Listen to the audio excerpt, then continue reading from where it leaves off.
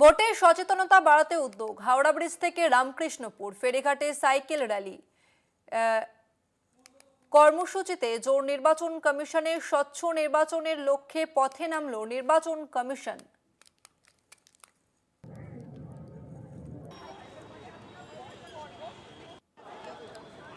সেই ছবি আপনারা দেখতে পাচ্ছেন, সাইকেল নিয়ে র্যালি।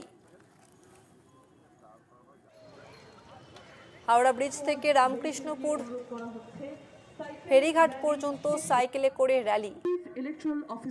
যাতে স্বচ্ছ নির্বাচন হয় সেই বার্তায় দেয়া হয় এই র্যালির মাধ্যমে।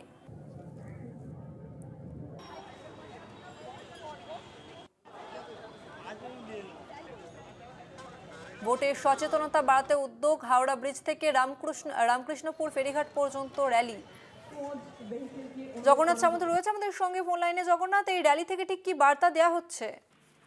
দেখো, তোমাকে প্রথমে বলে রাখি যে হাওড়া ব্রিজে একদম যেখান থেকে শুরু হয়েছে র্যালিটা, সাইকেলে ঘুরে ছাত্রছাত্রীরা যেরাম রয়েছে এবং নির্বাচন কমিশনের আধিকারিকরা, পাশাপাশি হাওড়া পুলিশ কমিশনার এবং জেলা শাসক সবাই উপস্থিত ছিল। উপস্থিত থেকে একটাই বার্তা দেওয়া তারা চেষ্টা করছে, জানো তুমি, নির্বাচন সামনে, যাতে সুষ্ঠুভাবে নির্বাচন আসে, নির্বাচনে সবাই বেশি বেশি করে অংশগ্রহণ করে সেই বিষয়টাই মূলত তুলে ধরার চেষ্টা করা হচ্ছে মানুষের সামনে। এবং ছোট স্কুলের ছাত্রছাত্রীদের দিয়ে অ্যাওয়ারনেস করানোর চেষ্টা করা হচ্ছে সাইকেল র্যালির মাধ্যমে। হাওড়া ব্রিজ থেকে রামকৃষ্ণপুর ঘাটে ওখানে একটি অনুষ্ঠান হলো, সেই অনুষ্ঠানের বার্তাও নির্বাচন কমিশনের তরফ থেকে দেওয়া হলো যে ভোটের সময় যাতে বেশি বেশি করে মানুষ বাইরে বেরোয়, স্বচ্ছ ভোট হয় এবং যাতে তারা নির্বিঘ্নে ভোট দিতে পারে, তারই বার্তা একটা দেওয়ার চেষ্টা করেছে। ভোটারদের বিষয় সচেতন করার একটা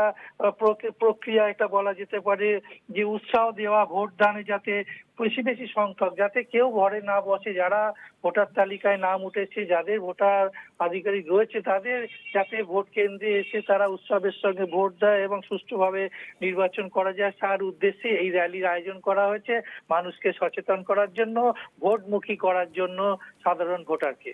ধন্যবাদ জগন্নাথ।